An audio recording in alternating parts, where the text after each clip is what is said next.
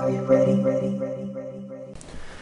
guys, welcome. In this tutorial we're going to make a Super Mario star, so hold down your little toolbox and grab your star tool. And we're just going to make a star kind of straight up and down. If you have too many stars, use your up and down arrow keys. And I'm going to hold shift so that it's straight up and down. And in your little color palette, let's do a gradient. I'm going to click this little gradient icon, or you can go to Window Gradients and you get this. And I selected a linear gradient, a radial gradient, and for the color just double click this and click this little swatches tab, and I picked this yellow one right here. And to get this color I double click this one, I picked yellow, and then I went back to the color tab and I just kind of dragged this down a little bit. And well, let's go back and choose this color right next to it and drag that down just a little bit. Okay, looks good. And now I'll just adjust the gradient. Click the little gradient tool, whoops, and click this, and I'm gonna make mine kind of from the top, and I'm gonna move this down, whoops, kind of like that. I'm having a little trouble clicking today. So now the star has little rounded edges, so click the star and go to Effect, Stylize, and Round Corners. And I have mine at 18 pixels. You can click Preview, change the number, and test it out. Now if you change the number and don't see anything change, just click the box in this little area here to see it update. Or you could just unclick and click Preview, and I'll press OK.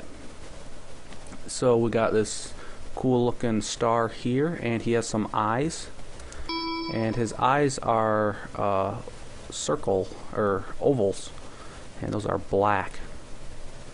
Oops, I don't want a gradient on this. There we go. And then he has a little inner glow that is white. So I'll just go ahead and put white in here, about right there. I think I'm going to make his eye a gradient. I'm just going to use a black on one edge and maybe kind of a grayish color, like that. And I'll try moving this gradient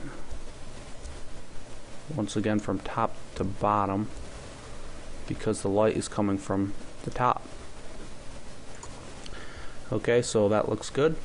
And what we're going to do is click the circle here and the circle here, so we have both selected. I held shift to do that, and then press Control G, and that groups them together. And you can see I can move this around, and let's try to get these in place. There we go.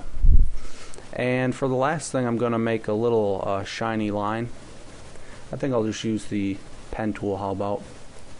I'll just drag from here to here, and then I'm gonna click up here, but I'm gonna hold it down to get a curve.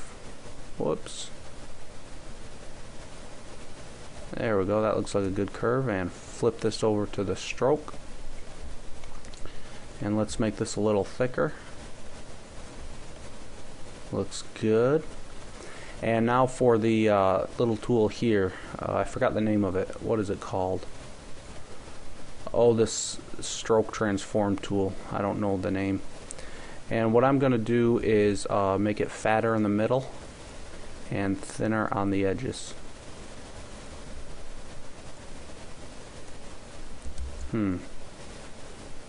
Oh, there we go. Whoops. Might have to monkey around with this. It is very embarrassing. Anyways, I'm not going to do it perfect. You get the idea, and I'm going to make this a little transparent, and you can go to Window, Transparency for this. Mine's down here, kind of hard to see, and I'm just going to add a little transparency to that.